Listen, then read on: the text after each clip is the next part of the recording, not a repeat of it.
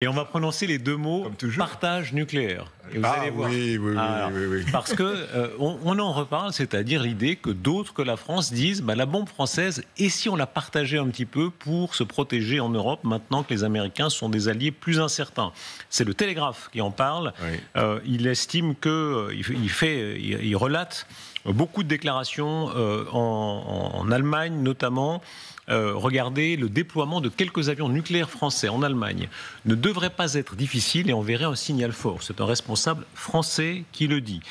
Il est à noter que Merz, le futur probable chancelier, après avoir remporté les élections, a appelé la Grande-Bretagne et la France à étendre leur défense nucléaire alors qu'ils cherchent l'indépendance de l'Europe vis-à-vis de l'Amérique de Donald Trump. C'est lui, le futur probable chancelier. Il est d'ailleurs un soutien très important de l'Ukraine.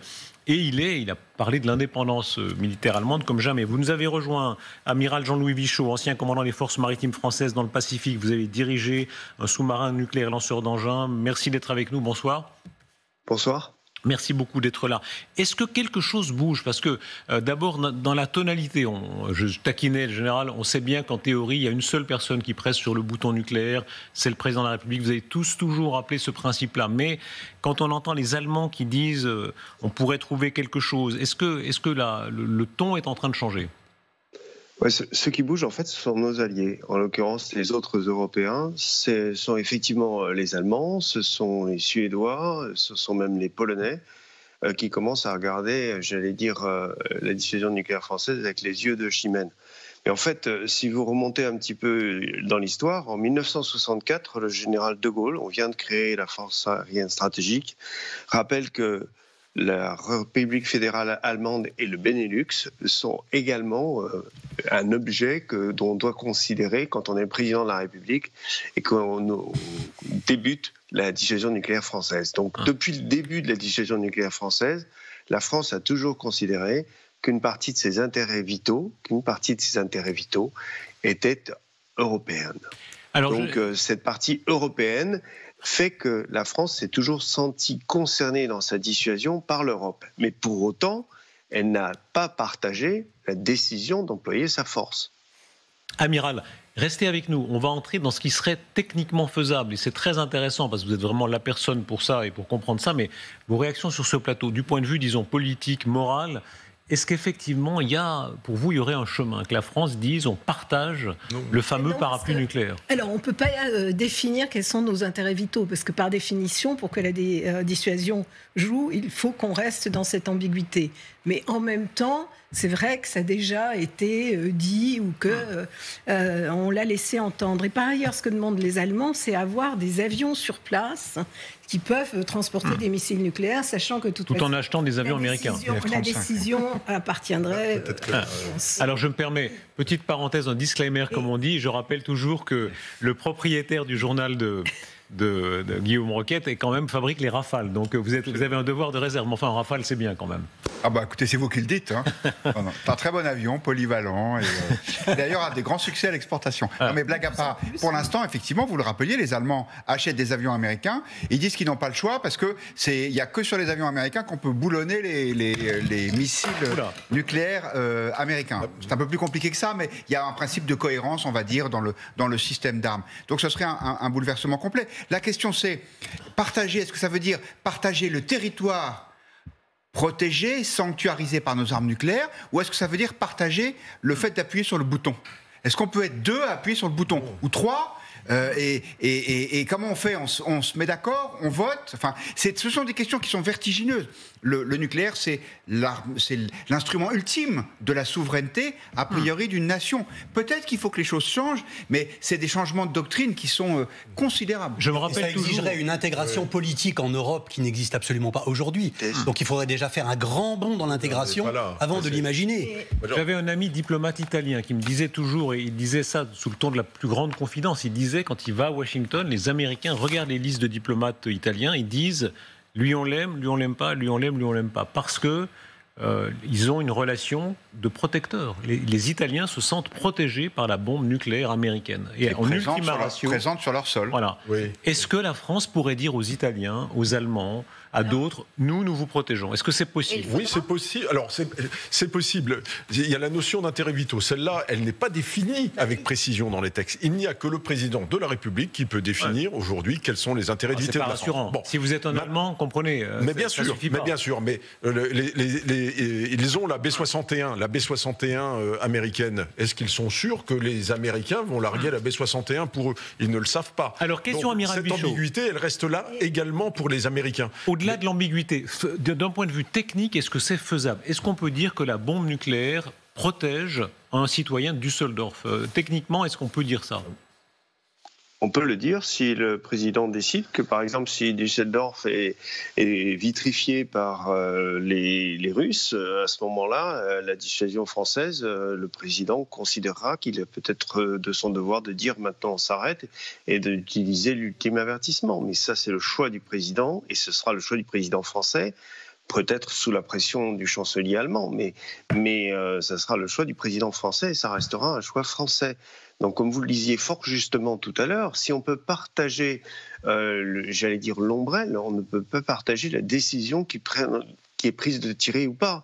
Et c'est ce qu'on disait à l'instant. Les Américains, rien n'assure aux Allemands que, par exemple, les bombes américaines se trouvant sur le sol allemand seraient utilisées par les Américains pour protéger l'Allemagne. Non. Pas forcément, sauf si en particulier, si Trump s'est entendu avec le président Poutine, les deux présidents sont entendus ensemble pour que les Russes passant sur la base allemande ne prennent pas les bombes américaines. Enfin, tout est possible dans la théorie. En pratique, c'est autre chose. Amiral, question très personnelle. Je sais que vous allez me répondre, ça n'a jamais été. Vous deviez exécuter le cas échéant. C'est la décision stricte du président de la République. Mais quand vous étiez, vous, dans votre sous-marin nucléaire lanceur d'engins, vous aviez combien de missiles aviez-vous dans votre sous-marin? À l'époque, 96 têtes nucléaires sur 16 missiles. Qui permettraient théoriquement de tuer combien de personnes? Alors, ça dépend beaucoup. Est-ce qu'on les utilise et comment on les utilise? Mais ça se chiffrerait en millions de personnes. La responsabilité que ça suppose. Est-ce que dans votre tête existait l'idée, encore une fois, c'est la décision du président de la République, ce n'est pas la vôtre et ce n'est pas la question que je vous pose, mais existait l'idée que vous pourriez devoir donner l'ordre de feu, pas seulement si le territoire français était attaqué, mais si l'Allemagne, si une partie de l'Union européenne, comme ça existait pendant la guerre froide. On s'est beaucoup posé cette question-là. Est-ce que cette idée existait dans votre tête? On s'est posé cette question pendant la guerre froide, effectivement, parce que pendant la guerre froide, l'ombrelle nucléaire, elle comprenait plusieurs décideurs. Il y avait les Américains, il y avait les Britanniques et il y avait les Français face aux Soviétiques. Donc, effectivement, à ce moment-là, on pouvait très bien envisager que dans le moment apocalyptique, la force de dissuasion nucléaire française soit engagée aux côtés des Alliés pour sauver le monde libre. Mais vous voyez, on est dans un contexte apocalyptique et Dieu merci, la dissuasion nucléaire a évité qu'on en arrive là. C'est-à-dire le principe même de la dissuasion, c'est le non-emploi. Donc on n'a pas eu le besoin de l'employer. Donc on n'y est pas allé. L'angoisse, par exemple, on dit souvent que les Estoniens, les Baltes, un certain nombre se disent... Les États-Unis, avant même Trump, les États-Unis ne prendront pas le risque de voir Chicago détruite ou San Francisco détruite pour défendre Vilnius. Est-ce que c'est... Oui, c'est certain. C'est certain, mais le problème n'est pas là. Le problème, c'est que les Américains peuvent... Imaginons par exemple que Vilnius soit rasé, soit envahi par les Soviétiques. Le président américain peut peut-être considérer qu'il n'a pas les moyens... ce qui m'étonnerait, mais il n'a pas les moyens d'utiliser avec la seule force conventionnelle de stopper l'invasion russe et que les Russes vont prendre l'ensemble des pays baltes. À ce moment-là, le président américain peut être tenté d'employer une des bombes américaines pour signifier très clairement aux Russes qu'il faut s'arrêter là. Tout est dans les mots. Mais ça, ça serait la décision du président américain. Voilà, effectivement, avec le président Trump aujourd'hui, on ne le sent pas sur ce sujet-là. Et pourtant, les pays baltes sont parmi ceux qui dépensent le plus pour leur défense. Ils sont vraiment de très bons élèves de l'OTAN. On peut prolonger peut-être, Amiral, ce scénario aux Français. C'est-à-dire, est-ce que le président de la République française prendrait le risque, s'il y avait une attaque russe contre un pays frontalier, de voir vitrifier Toulouse, Lyon ou Marseille en déclenchant l'arme nucléaire. Là aussi, il y aura peut-être une sorte de balance entre le coût qui serait terrible et le devoir de solidarité avec nos alliés. Ben, encore une fois, dès le début, c'est-à-dire tous les présidents français, presque tous, même je pense, ont envisagé à un moment qu'on puisse utiliser la bombe française pour protéger des intérêts européens. Donc ça a commencé encore une fois avec le général de Gaulle, ça date pas d'hier, 1964. Le président Chirac a évoqué aussi cette thématique, le président Hollande, le président Macron.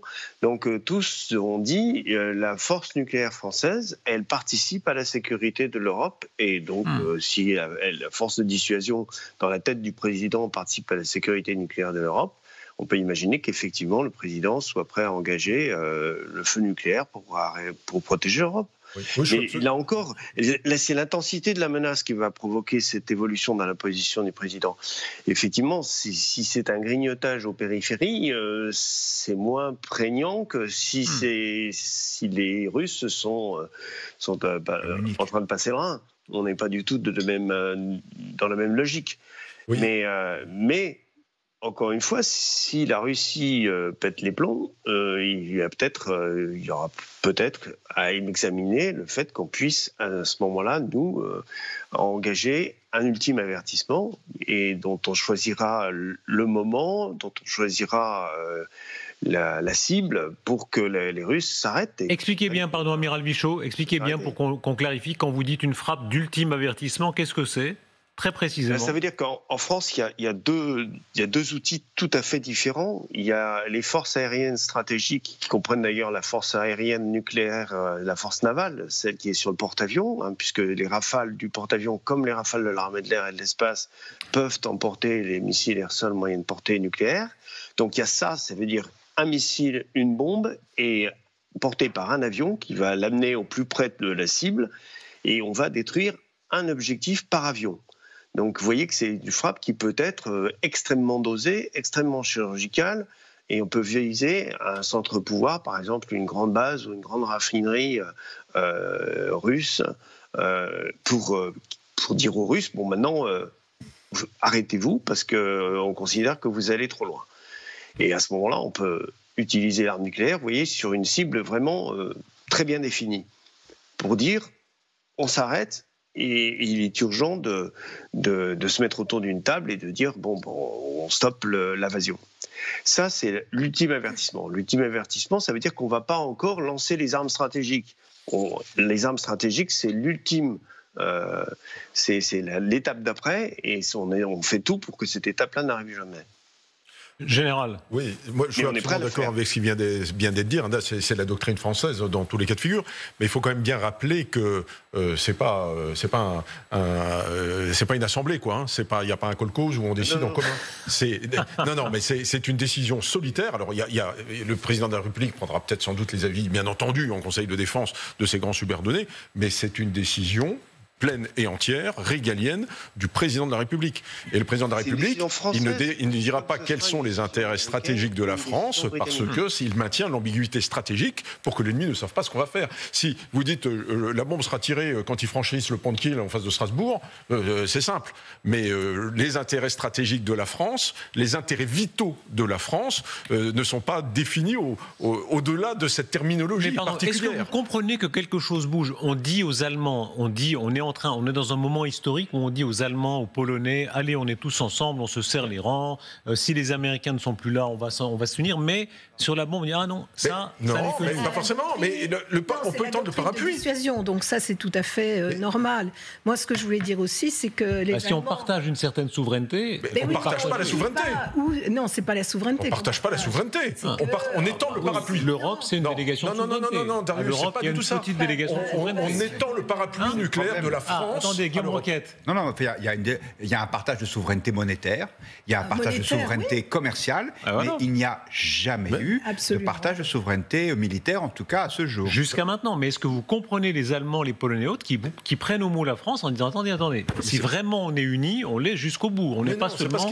D'autant que les intérêts vitaux de la France gagnent à ne pas être définis précisément, on l'a répété plusieurs fois. En revanche, on pourrait définir un paquet d'intérêts vitaux évidents. Par exemple, si l'Allemagne est attaquée, il est clair que les intérêts vitaux de la France sont en jeu. Si la Belgique est attaquée... Mais non, mais on ne peut pas le dire. Il y a un socle minimum et ensuite vous restez plus loin. On dit alors l'Allemagne, on intervient, puis alors les Baltes, on s'en fout. Non, mais non, vous pouvez envahir. Je crois qu'on confond tout, Darius.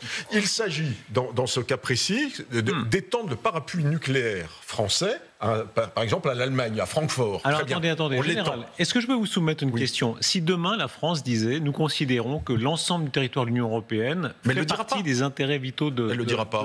Elle le dira pas parce que ça veut dire que si ils arrivent à Vilnius, il faut tirer la bombe à Vilnius. Elle dira, il y a des intérêts, la France a des intérêts européens, etc.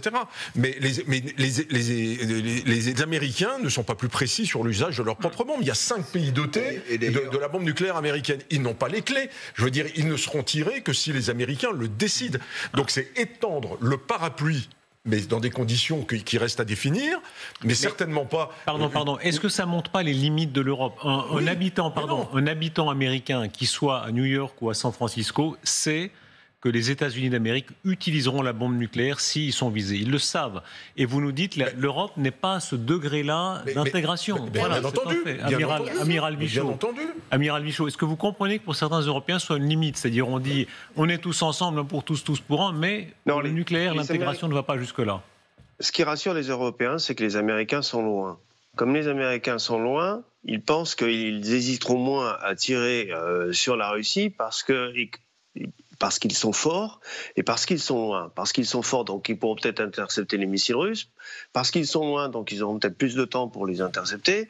Donc, dans l'imaginaire des citoyens européens qui se croient protégés par la bombe atomique américaine, c'est tout ça qui se mélange et qui fait que ça rassure quelque part.